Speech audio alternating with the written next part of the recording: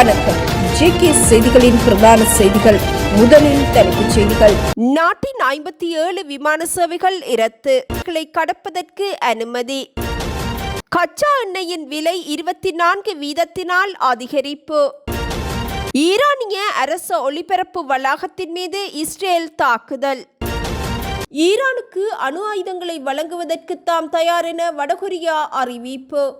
14 நாடுகளில் உள்ள அமெரிக்க பிரஜைகளை அங்கிருந்து வெளியேறுமாறு எச்சரிக்கை. ஈரானின் போர் விமானங்களை சுட்டு வீழ்த்தியதாக கட்டார் அறிவிப்பு.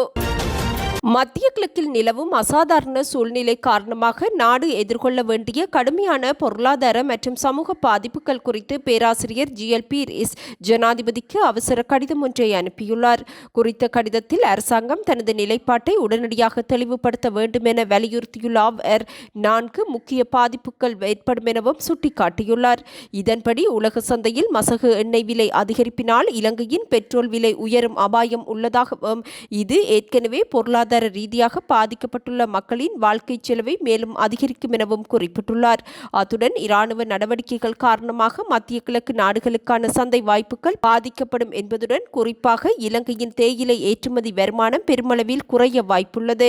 வான்வழி பயண கட்டுப்பாடுகள் காரணமாக ஐரோப்பா, அமெரிக்கா மற்றும் வளைகுடா நாடுகளின் சுற்றுலா பயணிகள் தமது இலங்கைக்கான பயணங்களை இரத்து செய்து வருவதாகவும் இது விடுதித்துறையை கடுமையாக பாதித்துள்ளதாகவும் பேராசிரியர் தெரிவித்துள்ளார். வளைகுடா நாடுகளில் பணிபுரியும் இலங்கை தொழிலாளர்கள் அனுப்பும் பணம் தடைப்படும் சூழல் உருவாகியுள்ளதாகவும் இது நாட்டின் அந்நிய செலாவணி கையிருப்பில் தாக்கத்தை ஏற்படுத்தும் எனவும் பேராசிரியர் ஜிஎல் பீரிஸ் ஜனாதிபதிக்கு எழுதியுள்ள கடிதத்தில் குறிப்பிட்டுள்ளார். நாட்டில் போதுமான அளவு எரிபொருள் இருப்பு இருப்பதாக இலங்கை பெட்ரோலிய கூட்டுத்தாபனமும் அரசாங்கமும் அறிவித்துள்ளது. எவ்வாறாயினும் மக்கள் தேவைக்கு அதிகமாக எரிபொருள் இருப்பு வைத்திருப்பதனால் சில பகுதிகளில் எரிபொருள் நிரப்பு நிலையங்கள் எரிபொருள் இல்லாமல் மூடப்பட்டுள்ளன. எனினும் எரிபொருள் நிரப்பு நிலையங்களில் ஏற்பட்ட நெரிசலை கருத்தில் கொண்டு பூரணை தினமான நேற்றைய தினமும் எரிபொருள் விநியோகிக்க நடவடிக்கை எடுக்கப்பட்டதாக இலங்கை பெட்ரோலிய கூட்டுத்தாபனம் அறிவித்துள்ளது.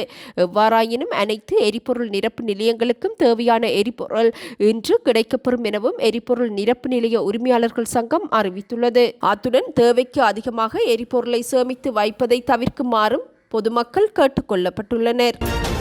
மத்திய கிழக்கில் ஏற்பட்டுள்ள போர்ச்சூழல் காரணமாக கட்டுநாயக்க சர்வதேச விமான நிலையத்திலிருந்து மத்திய கிழக்கு நாடுகளுக்கு பயணிக்கவிருந்த 57 விமான சேவைகள் இன்று இரத்து செய்யப்பட்டுள்ளன.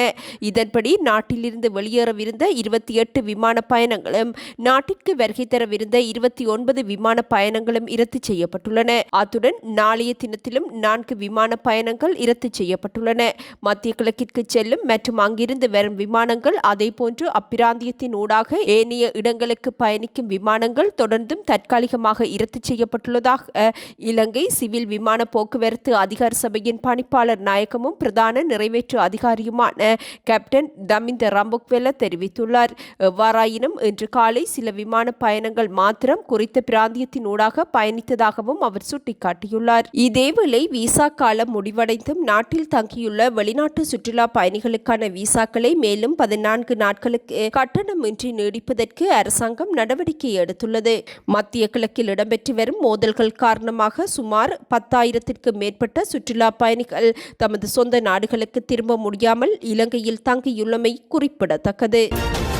நாட்டில் எதிர்வரும் ஏப்ரல் 1ஆம் தேதி முதல் கட்டாயமாக்கப்படும் டின் சான்றிதழ் தொடர்பான புதிய நடைமுறை குறித்த தகவல்கள் வெளியாகியுள்ளன. குறிப்பாக நிதி மற்றும் பொதுச் சேவைகளை பெற்றுக் கொள்வதற்கு வரி செலுத்துவோர் டின் சான்றிதழை சமர்ப்பிப்பது கட்டாயமாக்கப்பட்டுள்ளது.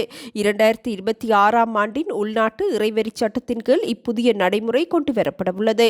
புதிய சட்டத்தின் கீழ் நிதி நிறுவனங்களில் ஏதேனும் ஒரு வங்கிக் கணக்கை ஆரம்பித்தல், கடன் அட்டைகளை பெற்றுக் கொள்ளுதல், காணிகளை பதிவு செய்தல் அல்லது காணி உரிமையை உறுதிப்படுத்துதல், கட்டட திட்டங்களுக்கான உத்தியோகபூர்வ அனுமதியை பெற்றுக்கொள்ளுதல், மோட்டார் வாகனங்களை பதிவு செய்தல், மோட்டார் வாகன வருமான வரி அனுமதி பத்திரத்தை புதுப்பித்தல், புதிய வணிகங்களை பதிவு செய்தல், நாட்டில் பதிவு செய்யப்பட்ட நிறுவனங்களின் பங்குகளை கைமாற்றுதல் போன்ற சேவைகளை பெற்றுக்கொள்ளும் போது செல்லுபடியாகும் டின் சான்றிதழை சம்பந்தப்பட்ட அதிகாரிகளிடம் சமர்ப்பிக்க வேண்டியது கட்டாயமாக்கப்பட்டுள்ளது.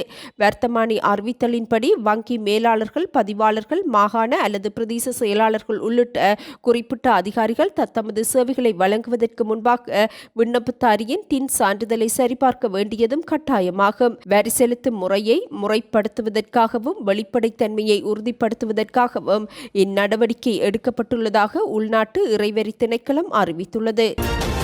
மத்திய கிழக்கில் அதிகரித்து வரும் போர் பதற்ற நிலைகளுக்கு மத்தியில் தலைநகர் கொழும்பில் உள்ள வெளிநாட்டு தூதரகங்களும் சுற்றுலா பயணிகள் தங்கும் விடுதிகளும் விசேட பாதுகாப்பின் கீழ் கொண்டு வரப்பட்டுள்ளதாக போலீசார் தெரிவித்துள்ளனர். போலீஸ் மா அதிபர் அனைத்து தொடர்புடைய பிரிவுகளுக்கும் குறிப்பாக சுற்றுலா போலீஸ் பிரிவிற்கு வெளிநாட்டு பயணிகள் அதிகம் வருகை தரும் முக்கிய இடங்களிலும் விடுதிகளின் பாதுகாப்பை வலுப்படுத்துவதற்கு உத்தரவிட்டுள்ளார். மத்திய கிழக்கில் நிலவும் தீவிரமடைந்த போர்ச்சூழல் காரணமாக வெளிநாட்டு தூதரகங்களை இலக்கு வைத்து தாக்குதல் நடத்தப்படலாம் அல்லது ஆர்ப்பாட்டங்கள் முன்னெடுக்கப்படும் என்ற அச்சம் காரணமாக கூடுதல் பாதுகாப்பு வழங்கப்பட்டுள்ளது. தூதரக வளாகங்களை முற்றுகையிடும் முயற்சிகளையும் கட்டுப்பாட்டை இழக்கும் வன்முறை ஆர்ப்பாட்டங்களையும் தடுக்க முன்கூட்டியே பாதுகாப்பு ஏற்பாடுகள் செய்யப்பட்டுள்ளதாக அதிகாரிகள் அறிவித்துள்ளனர். ரோந்து பிரிவுகள் தூதரகங்கள் அமைந்துள்ள வலயங்களிலும் சுற்றுலா முக்கிய பகுதிகளிலும் பகல் இரவு ரோந்து பணியில் ஈடுபடுவதற்கான நடவடிக்கைகள் மேற்கொள்ளப்பட்டுள்ளது. அத்துடன் நாட்டின் பல பகுதிகளிலும் செயற்படும் சாபாத் மையங்களுக்கு 24 மணி நேர பாதுகாப்பு வழங்கப்பட்டுள்ளதாகவும் போலீசார் தெரிவித்துள்ளனர். இஸ்ரேலின் பீர்ஷெபா குடியிருப்பு பகுதி மீது ஈரான் நடத்திய ஏவுகணை தாக்குதலின் பாகங்கள் வீடொன்றின் மீது விழுந்ததில் இலங்கை பெண் ஒருவர் காயமடைந்துள்ளதாக இஸ்ரேலுக்கான இலங்கை தூதுவர் நிமால் பண்டார தெரிவித்துள்ளார். பீர்ஷெபா பகுதிகளுக்கு ஈரான் ஏவிய ஏவுகணையை இஸ்ரேலிய வான் பாதுகாப்பு அமைப்பு வெற்றிகரமாக அளித்துள்ளதாகவும் எனினும் அதன் சிதறல்கள் குறித்த இலங்கை பெண் பணிபுரிந்த வீட்டின் மீது விழுந்ததாகவும் நிமால் பண்டார குறிப்பிட்டுள்ளார். சம்பவத்தில் காயமடைந்த இலங்கை பெண் குறித்த வீட்டின் பராமரிப்பாளராக பணிபுரிந்தார் வந்துள்ளார். காயமடைந்ததை அடுத்து அவர் சொரோகா வைத்தியசாலையில் அனுமதிக்கப்பட்டுள்ளார். லேசான காயங்கள் ஏற்பட்டிருந்தமையினால் மருத்துவ ஆலோசனைகளை பெற்றுக்கொண்டு குறித்த பெண் தற்போது வீடு திரும்பியுள்ளதாக தூதுவர் தெரிவித்துள்ளார்.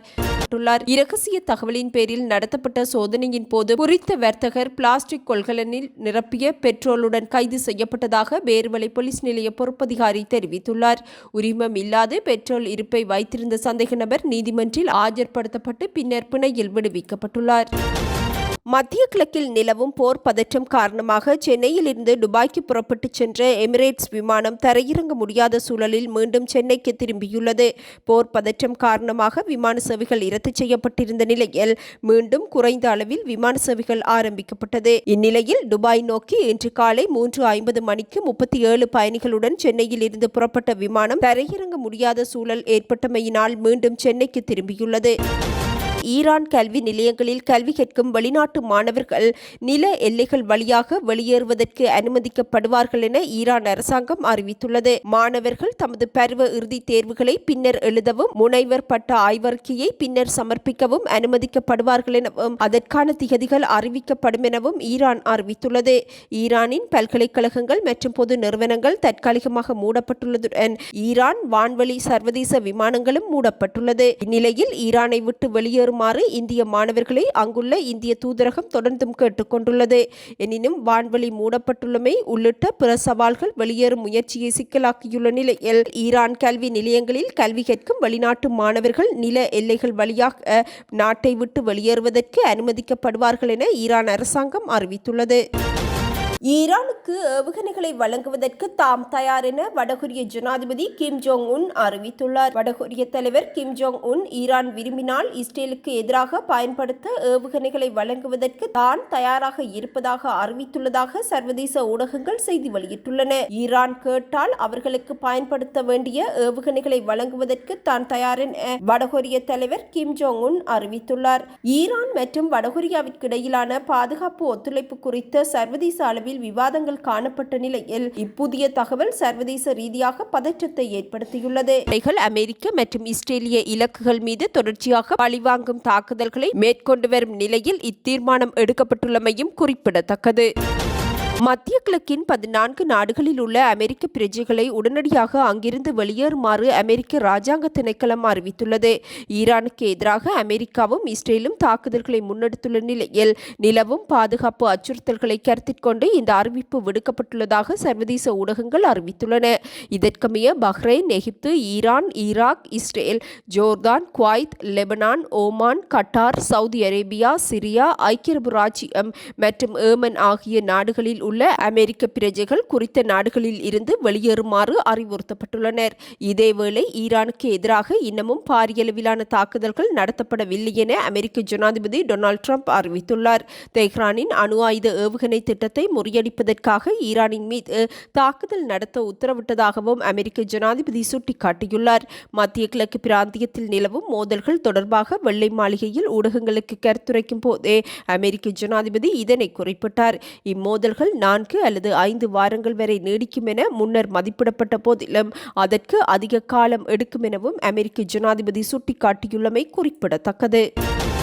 ஈரானின் 2 சுகோய் 24 ரக போர் விமானங்களை சுட்டு வீழ்த்தியதாக கட்டார் பாதுகாப்பு அமைச்சகம் அறிவித்துள்ளது. ஈரான் ஏவிய 7 பாலிஸ்டிக் ஏவுகணைகள் 5 ட்ரோன்களை இடைமறித்து அளித்ததாகவும் கட்டார் குறிப்பிட்டுள்ளது. அமெரிக்க மற்றும் இஸ்ரேல் மீதான ஈரான் தாக்குதல்கள் மற்றும் ஈரானிய பழிவாங்கல் ஆகியவற்றின் விளைவுகள் மத்திய கிழக்கு முழுவதும் போர் பதற்றத்தினை அதிகரித்துள்ளது.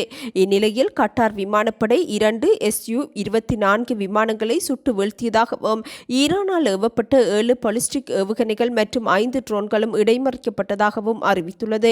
அனைத்து ஏவுகணைகளும் அவற்றின் இலக்குகளை அடைவதற்கு முன்பே சுட்டு வீழ்த்தப்பட்டதனால் செயற்பாட்டு திட்டத்தின்படி அச்சுறுத்தல் கண்டறியப்பட்டவுடன் உடனடியாக தீர்க்கப்பட்டதாகவும் அந்நாட்டு பாதுகாப்பு அமைச்சகம் அறிவித்துள்ளது.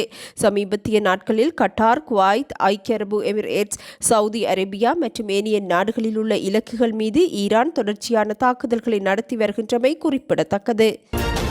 ஈரான் இஸ்லாமிய குடியரசின் அரசு ஒலிபரப்பு வளாகத்தின் மீது இஸ்ரேலிய இராணுவம் தாக்குதல் நடத்தியுள்ளது. இது இஸ்லாமிய புரட்சிகர காவல் படையின் பிரசார மற்றும் அடக்குமுறை இயந்திரத்தின் இதயம் என இஸ்ரேல் வர்ணித்துள்ளது. குறித்த ஊடக வலையமைப்பு நீண்ட காலமாக ஆட்சிக்கு எதிரானவர்களை கிளர்ச்சியாளர்களாக சித்தரித்து வந்ததுடன் பாதுகாப்பு படையினரை தேசிய வீரர்களாக பெருமைப்படுத்தி வந்தது. இந்நிலையில் குறித்த நிறுவனத்தின் பாதை இத்துடன் முடிவுக்கு கொண்டுவரப்பட்டுள்ளதாக இஸ்ரேலிய பாதுகாப்பு படையின் பாரசீக மொழி பேச்சாளர் கமல் ஃபனாஹசி அறிவித்துள்ளார். ஆட்சி தற்காப்பு என்ற பெயரில் போராட்டக்காரர்களையும் எதிர்க்கட்சியினரையும் தவறாக சித்தரித்து ஆட்சியின் கட்டுப்பாட்டை தக்க வைக்க இது பல ஆண்டுகளாக பணியாற்றியதாகவும் இஸ்ரேலிய பாதுகாப்பு படையின் பாரசீக மொழி பேச்சாளர் தெரிவித்துள்ளமை குறிப்பிடத்தக்கது. ஒரு கொள்கலன் கச்சா எண்ணெயின் விலை நேற்று $82 வரை அதிகரிக்கப்பட்டுள்ளது. இது கடந்த 5 நாட்களுக்கு முன்னர் சர்வதேச சந்தையில் நிலவிய $66 என்ற விலையுடன் ஒப்பிடுகையில் 24% அதிகரிப்பாகும். ஒரு கொள்கலன் கச்சா எண்ணெய் $66 பதிவாகியிருந்த போதிலும் நேற்றைய நிலவரப்படி ஒரு கொள்கலன் கச்சா எண்ணெய் $82 உயர்வடைந்துள்ளது. மத்திய கிழக்கு போர் பதற்றங்களுக்கு மத்தியில் 5 நாட்களில் மாத்திரம் ஒரு கொள்கலன் $16 வரை அதிகரிக்கப்பட்டுள்ளது. 2025ஆம் ஆண்டு ஜனவரி மாதத்திற்கு பின்னர் ஒரு கொள்கலன் கச்சா எண்ணெய் எட்டியுள்ள அதிகபட்ச விலை இதுவெனவும் சர்வதேச ஊடகங்கள் செய்தி வெளியிட்டுள்ளன.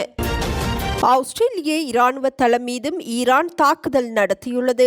ஆஸ்திரேலிய இராணுவ தளத்தை ஈரானிய ட்ரோன்கள் தாக்கியதாக ஆஸ்திரேலிய பாதுகாப்பு அமைச்சர் ரிச்சர்ட் மார்லஸ் உறுதிப்படுத்தியுள்ளார். இதனிடையே தமது அமைதி மிகவும் ஆபத்தானது எனவும் 2ஆம் தலைமுறை ஏவுகணைகள் இன்னமும் பல்லாயிரக்கணக்கான வடிவங்களில் காணப்படுவதாகவும் ஈரானிய ஜனாதிபதி அறிவித்துள்ளார். இத்துடன் இன்றைய எமது பிரதான செய்திகள் நிறைவடைகின்றன. நமது அடுத்த பிரதான செய்திகளை நாளை எதிர்பாருங்கள். வணக்கம்.